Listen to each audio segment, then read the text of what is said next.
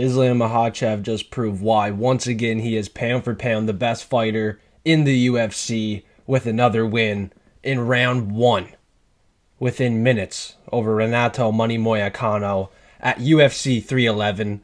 It went down last night, and what a wild event and night it was for fight fiends and forecasters. Officially 7 for 13 on the picks. Lock of the week hit, dog of the week did not hit. Both props I gave out did not pay out. So thanks everybody for being consistent, tuning back in, seeing the new content. This is a full card, quick reaction video. I'm going to react to each and every fight, talk about each fight real quick, do a recap, reaction, and we'll make it fast. Starting it off with the first fight of the night, we seen a Russian from Khabib's corner, Tagir Ulanbekov, get it done here by a decision unanimously against an undefeated Clayton Carpenter. That's 4 undefeated fighters on the card. Not win. Lose their O. The O had to go. Clayton Carpenter, he was the first one.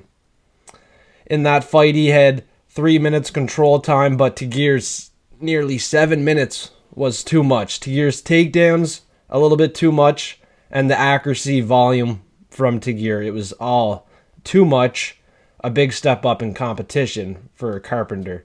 He lost that one unanimously. All 3 judges headed for Ulanbekov. Next fight, it was a women's fight. Aline Perez. She got it done in this one here. As a dog, a public dog, everybody had this underdog. A lot of people had this underdog. And I really was counting out her to win based off everybody picking her to win. Not great logic behind the pick, but it did not work out. The people betting on the underdog got paid. A 29-28, 29-28, 30-27 unanimous decision for Aline Perez with 4 minutes control of time, 2 for 8 on takedowns, relentless pressure in that fight to get it done. Wow. She got everyone paid. I did not think that would happen, so I got to be careful making a pick based off that. I knew it was a close fight. It was a low confidence pick, so credit to her and everybody picking her to win. Perez got it done. Credit to you. Credit to you. Next fight. This is more impressive if you pick this underdog. Muin Gafurov, one of the biggest underdogs on the card. A lot of big underdogs came through, and he was one of them. This hairy caveman from Tajikistan had a knockdown, almost 3 minutes control time, almost no answer for Rinya Nakamura. He had the submission attempt in round 3. It was late. He was not able to get any takedowns going at all. It didn't even look like he was trying to get any takedowns going. It probably would have done him some good, but he did not decide to wrestle. He kept it on the feet where he didn't even throw 50 punches on the feet. None of them were that powerful. Muin Gafurov had more power on the feet, more experience like I talked about on the full card prediction show, and he almost finished Nakamura in that fight. Won a decision, 30-27 across the board. Rinya Nakamura was a huge favorite. Sharps were putting huge money on him as that big of a favorite. That's what just doesn't make sense. I know I've been guilty of it, putting big money on these big favorites. But some people play with more money than me, and they're putting massive money on massive favorites. At least I'm searching for value. At least I did this week with my lock of the week, my biggest bet of the night. Join Patreon. It's $5 a month. You want to see my biggest bet of the night where the majority of my money is? It's $5. And I put a 8.5 unit wager on the lock of the week just to win. I had 20 units on the card, $50 per unit. Everybody has a different bankroll. So bet comfortably. You got to think 1 unit, 1% bankroll. It all comes down to what you got in the pot to play with comfortably, what you're willing to lose. We're not talking about money you go out to eat with, money that you use for entertainment. that you're willing to lose and spend. We're not talking about putting money down that you use for your truck payment, your car payment, your bills. That money's separate. So your betting bankroll, I have a $5,000 bankroll, $50 per 1 unit. That's 1%. And that's a basic bet. 1 unit on a bet. Rinya Nakamura, I had 1.5 units on him. 2.5 units on him. Inside the distance. Not a good bet. Not a good bet. I mean, in hindsight, not a good bet. Before the fight, I thought it was a great bet.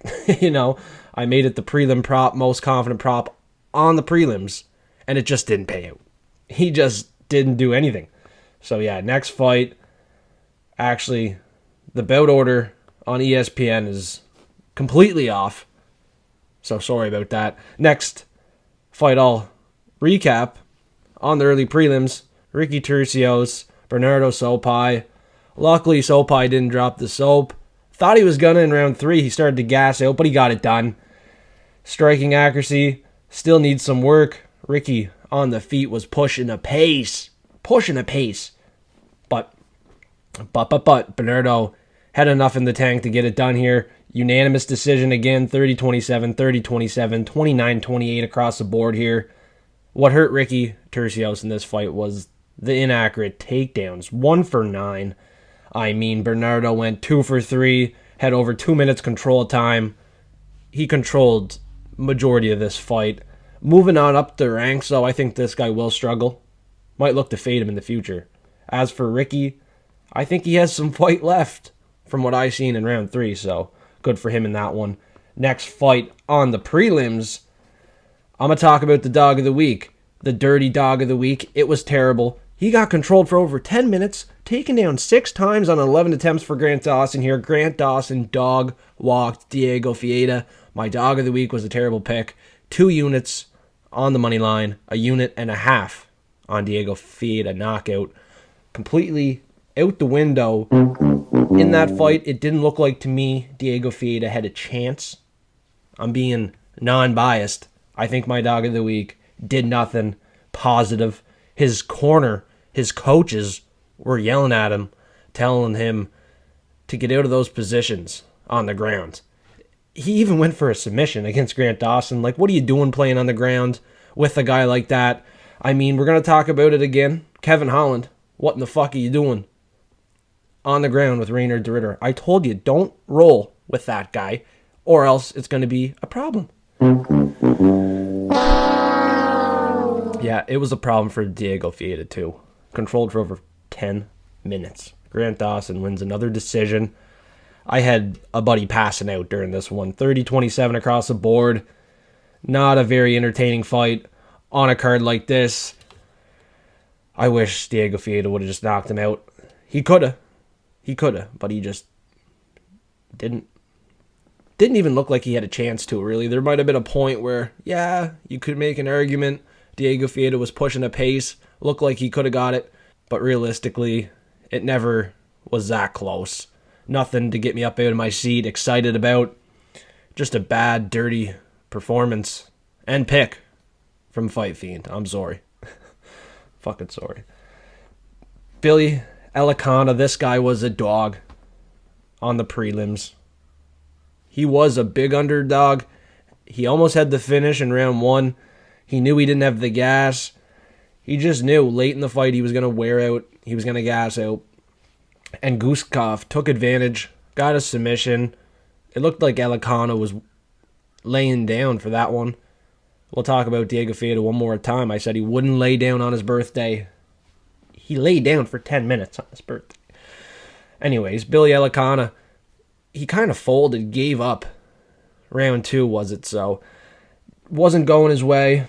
He knew he did not have the gas to go another round. He kind of folded. Guskov locked in the submission, got it done. Pretty easy work. He was a big favorite. Nothing worth putting heavy money on in a fight like that. You just don't know. I mean, Guskov, he's number 15 in the light heavyweight division. Still not a trustable guy. He's not a veteran. He hasn't fought guys that are that high caliber yet. This was a fight clearly favored for him. A short notice fighter stepping in to fight a guy that is UFC caliber, that has UFC fights under the belt already. It's a tough debut for any fighter, let alone Billy Elicana, who hasn't been fighting the most credible fighters you can find in a cage, in my opinion. He looked good for a minute, but it's a fight that's 15 minutes, so tough ask, short notice.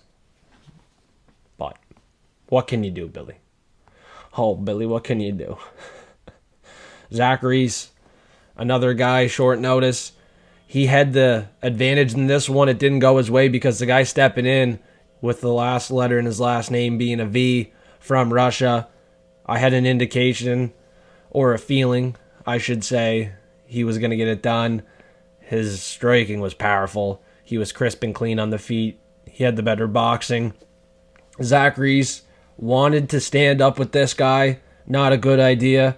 He wanted to grapple off of his back. Wasn't successful. Wasn't a good idea to try to do anything on the ground either with Makhachev in this fight. The Russian, a guy to look out for in the division.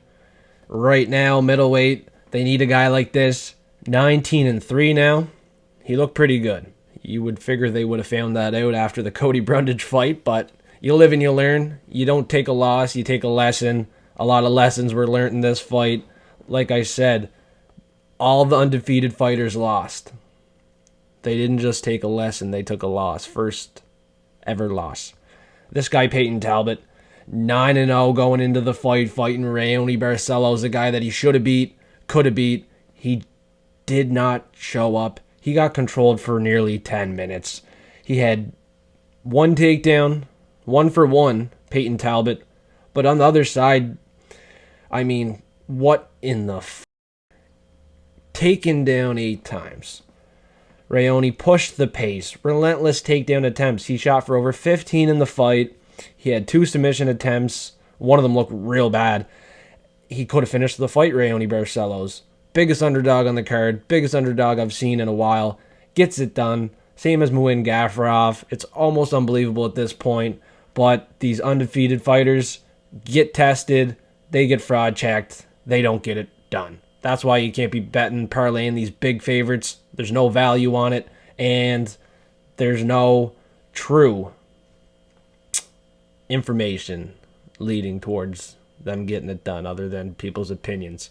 Because that's where the line was based off for Peyton Talbot, Rinya Nakamura. It was opinion-based. You look at the wins for Rinya Nakamura. He beat Fernie Garcia.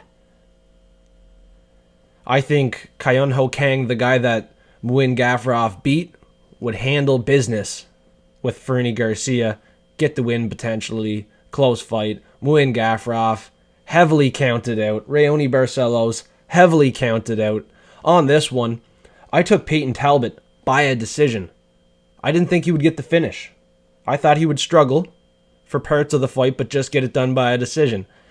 I should have just took a Hail Mary shot at Raoni Barcelos. He showed up. He got it done. Credit to anybody taking that dog. Now, coin flip fight to start the main card. Rainer, the Riddler. Rainer de Ritter. This guy, Netherlands. I'm not a fan. Never was. Never gonna be. That's why it's like a little bit of salt in the wound for this one. You know, I had Kevin Holland, main card prop. Most confident prop on the main card by knockout. Pretty confident he was going to keep it on the feet.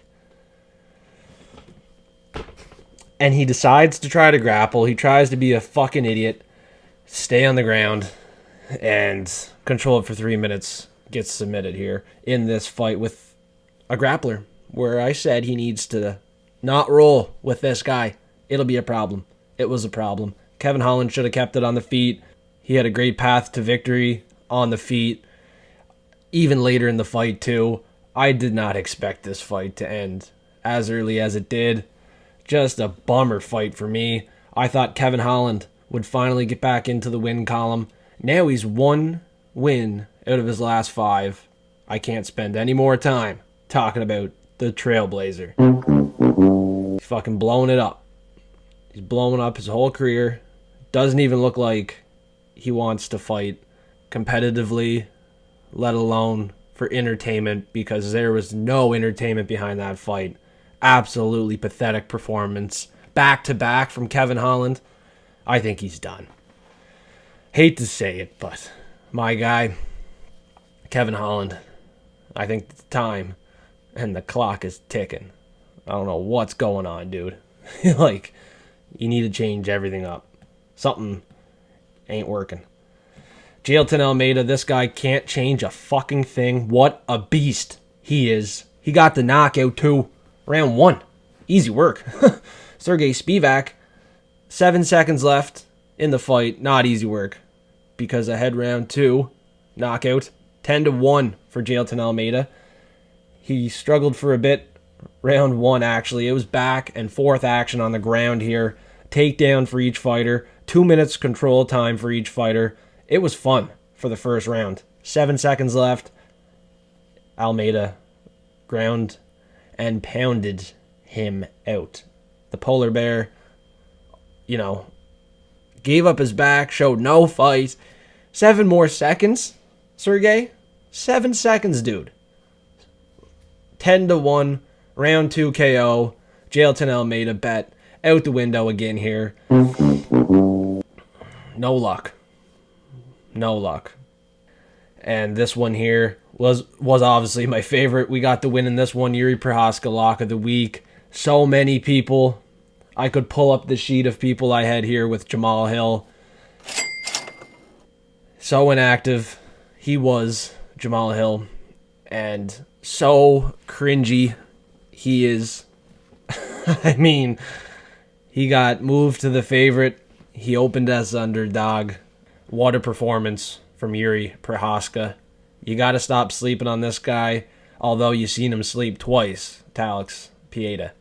Alex Pieta, he's going to beat a lot of people in the UFC, and it doesn't even matter what weight division it is. He moves up to heavyweight. He probably beats Aspinall and Jones. He already beat everybody at middleweight. He's beaten everybody at light heavyweight. So why would he not go to heavyweight and prove he's the best? One of the best. Is the best. All time. Pound for pound. But we ended off with 2 fighters that pound for pound right now are showing up. Merab Dvalishvili and Islam Makhachev. They remain champions. They get it done. One more easy than the other. But Umar Nurmagomedov was the favorite, 3-1, and he lost a decision to the champion, Merab Dvalishvili. A guy that can clearly, without a doubt, push a pace, going 7 for 30 on takedowns, over 2 minutes control time in that. It was mostly just shooting takedowns, pressure, accuracy on the feet with the strikes. He threw a little bit more strikes than normal. He had more success on the feet than a lot of people would have thought. And Umar on the feet was losing gas round 4 and 5. Cardio was a problem. Accuracy on the feet, not too bad, but Merab done enough everywhere. Looking at the numbers here, 2 for 15 for Umar Nurmagomedov, Khabib's cousin. That's not good. Under 2 minutes control time. No submission attempt. No threat on the feet with a knockdown, anything like that. Dvalishvili pushed the pace, got it done. And still, underdog money. That's crazy. People counted him out. I did not completely count him out. I knew it would be a competitive fight. I had no money on Umar Nurmagomedov, and Khabib's cousin was not a lock of the week for me. So what a fight. One of the best fights I've seen ever since watching the UFC in my living room, in my basement, at the pub, at the casino. You know what I'm saying? That was one of the best fights I've seen, for sure. Competitive and unexpected, because I had Umar Nurmagomedov. I'm guilty of it. He was the pick. So we don't take it as a loss. We look at it as a lesson. And he was the last fighter on the card that it wasn't just a lesson, it was a loss on the record. First ever loss. Nurmagomedov, undefeated, now has a loss. Peyton Talbot, undefeated, now has a loss. Rinya Nakamura, undefeated, now has a loss. Clayton Carpenter, undefeated, now has a loss. The O has to go. It's gone. Wow. Wow. Yeah. For Islam, Makhachev versus Renato Money Moicano. Can't afford to lose. Well, the fight got rebooked, and he got cooked. And that's all it was. You know what I mean? Within 2-3 minutes, end of the first round, Bravo choke, locked in for the GOAT. Pound for pound, number one. Islam Makhachev. He completely dominated. He's the guy you should be putting your money on. Yeah, he's a big favorite, but a lock, parlay piece, for sure. 10-1 favorite, closing line for Islam. Incredible. Incredible. Yeah, craziness. He still got it done. Looking at the round props, I went with Islam, round 1 and 2, by knockout. He got the sub. So you take the lesson. Don't look at it as a loss. Looking to win with F3. Thanks everybody for tuning in, listening to the fast recap, reaction of each and every fight on this card. It was a banger card. 7 for 13. Yeah, in hindsight, I wish I could have done better, done things a little bit different. But at the end of the day, we take the losses, turn it all into a lesson. We bounce back, continue to grow, and get new subscribers. So if you have not subscribed, suplex the subscribe button. And if you're not in Discord, getting access to the free bets, seeing the props of the week, locks of the week, and dog of the week a little bit early.